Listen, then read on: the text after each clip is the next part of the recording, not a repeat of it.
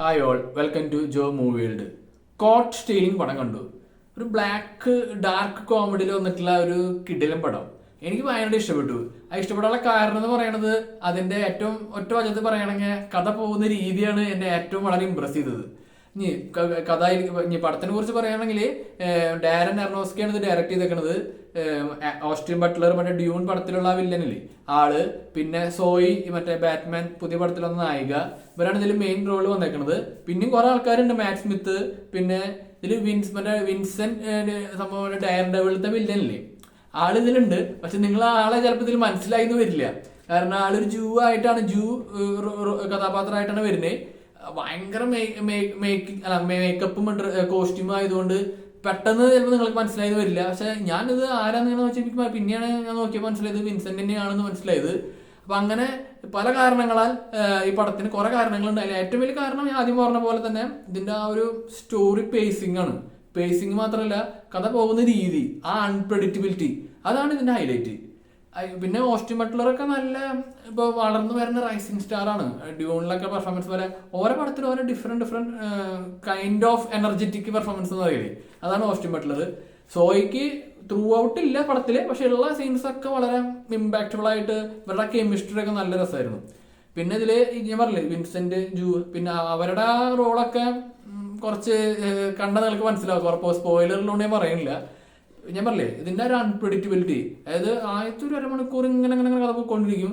പിന്നെ അവിടുന്ന് നമ്മൾ എന്താണ് പ്രതീക്ഷിക്കുന്നത് അത് നടക്കില്ല, അതിങ്ങനെ നടന്നുകൊണ്ടിരിക്കില്ല. അത് ഓരോന്നും നമ്മളിങ്ങനെ ഓരോ പോയിന്റ് എത്തുമ്പോൾ ഇങ്ങനെ ഇരിക്കും, അപ്പൊ അങ്ങനെയാവില്ല എന്ന് പറയുന്നത്. ഇതിൽ സസ്പെൻസോ ടിസ്റ്റോ അല്ല, കഥ പോകുന്ന രീതി. അതായത് ഇപ്പോൾ എങ്ങനെ പറയാം, ഒരു വഴി തെറ്റിയിട്ട് പോകുമ്പോൾ നമുക്ക് ഏത് വഴിക്ക് എത്തിച്ചേരാന്ന് പറയാൻ പറ്റില്ല എന്ന് പറയില്ലേ, അതേപോലെ നമുക്ക് വളരെ എന്താ പറയാ സങ്കീർണമായിട്ടുള്ള വളരെ സീരിയസ് ആയിട്ടുള്ള കാര്യങ്ങളാണ് പടത്തിൽ കാണിക്കുന്നത്.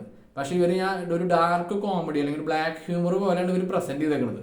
അതായത് ആ വളരെ ഇന്റൻസ് ആയിട്ടുള്ള മർഡർ അങ്ങനത്തെ കാര്യങ്ങൾ നടക്കുമ്പോഴും ഇവരത് പ്രസന്റ് ചെയ്യുന്ന രീതി കുറച്ച് ലൈറ്റ് ആയിട്ട്, കുറച്ച് എൻഗേജിങ് ആയിട്ട്, ഒരു സ്റ്റൈലിഷ് മാനറിലാണ് പോണത്. സിനിമാറ്റോഗ്രാഫി ഒക്കെ പല രംഗങ്ങളിൽ ഇത് എങ്ങനെ ഒരു എടുത്തു നമ്മൾ തോന്നും. അങ്ങനത്തെ ചില ഷോട്ടുകളൊക്കെ ഉണ്ട്, കണ്ടാൽ മനസ്സിലാവും. പിന്നെ ഞാൻ പറഞ്ഞില്ലേ ഇതില് ഒരു ബേസിക് പ്ലോട്ട് എന്നൊക്കെ പറയാനുള്ളത്, ഒരു ബിൽഡിങ്ങിൽ താമസിക്കുന്ന നായകൻ ആള് ബാറിലേക്കാണ് വർക്ക് ചെയ്യുന്നത്. അപ്പൊ നായകന് തൊട്ടപ്പുറത്തെ ഫ്ലാറ്റിലത്തെ ഒരാള് പൂച്ചനെ നോക്കണം, ആളുടെ അപ്പനെ വയ്യാണ്ടായിട്ട് വേറെ സ്ഥലത്തേക്ക് പോവാന്ന് പറഞ്ഞിട്ട് കൊടുക്കണു. അവിടുന്ന് അങ്ങോട്ട് ഓരോ ഇവന്റ്സ് ഇങ്ങനെ ഉണ്ടാവുകയാണ്. ആ പൂച്ച ഭയങ്കര ഒരു ഇമ്പോർട്ടന്റ് റോളാണ് കേട്ടോ. പൂച്ച പടത്തിന്റെ ഒരു മെയിൻ കഥാപാത്രമാണ്. അപ്പൊ എന്നിട്ട് ഞാൻ പറഞ്ഞില്ല പൂച്ചനെ നോക്കാൻ ഏൽപ്പിച്ചു. അവിടുന്ന് അങ്ങോട്ട് ഓരോ ഇവന്റ്സ് ഉണ്ടാവണു. ആ ഇവന്റ്സ് ഉണ്ടാവുമ്പോൾ പല പല പ്രശ്നങ്ങൾ, പല പല കാര്യങ്ങൾ സംഭവിക്കുന്നു നായകന്. അപ്പോൾ കുറെ അൺഎക്സ്പെക്ടഡ് ആയിട്ടുള്ള ട്വിസ്റ്റ് ആൻഡ് ടേൺസ് ഉണ്ടാവുന്നു.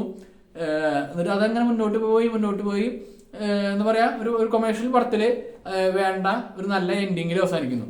പിന്നെ ഇതിൽ എടുത്തു പറയേണ്ട ഒരു കേസ് എന്ന് പറയുന്നത്, ഇതിന്റെ നമ്മൾ ഇംഗ്ലീഷ് പടം കഴിയുമ്പോൾ കുറെ പേര് അടിയിലേക്ക് ഇങ്ങനെ പോണ ഒരു പരിപാടി ഉണ്ടല്ലോ, അത് എത്തുമ്പോൾ നിങ്ങൾ സ്കിപ്പ് ചെയ്യരുത്. ഞാൻ ആദ്യം സ്കിപ്പ് ചെയ്യാൻ പോണ സമയത്താണ് ഒരു സംഭവം ഉണ്ടായത്. അവർ അതിൽ വരെ ഒരു ക്രിയേറ്റീവായിട്ട്, ഒരു രസകരമായിട്ട് നമ്മൾ ആ ഫുൾ എൻട്രോള് പോസ്റ്റ് ക്രെഡിറ്റ് അങ്ങനത്തെ സാധനങ്ങളല്ല, പക്ഷെ ആ ഒരു ഫോണ്ട് കൊണ്ടുള്ള ഒരു ക്രിയേറ്റീവ് പരിപാടി ഉണ്ട്, അതടക്കം വളരെ ഇമ്പ്രസീവ് ആയിരുന്നു. അങ്ങനെ മൊത്തത്തില് ഒരു സ്റ്റൈലിഷ് അല്ലെങ്കിൽ ഒരു കൂൾ വൈബില് കണ്ടിരിക്കാൻ പറ്റണ ഒരു കോമഡി ആക്ഷൻ ക്രൈം പടമാണ് കോട്ട് സ്റ്റീലിംഗ്. അപ്പോൾ പടം കണ്ടു നോക്കുക. പടം കണ്ടിട്ട് നിങ്ങളുടെ അഭിപ്രായം എൻ്റെ കമന്റ് സെക്ഷനിൽ പങ്കുവയ്ക്കുക. അപ്പോൾ ഈ വീഡിയോ ഇഷ്ടപ്പെട്ടെങ്കിൽ ലൈക്ക് അടിക്കുക, കമന്റ് അടിക്കുക, സബ്സ്ക്രൈബ് ചെയ്യുക, ഷെയർ ചെയ്യുക.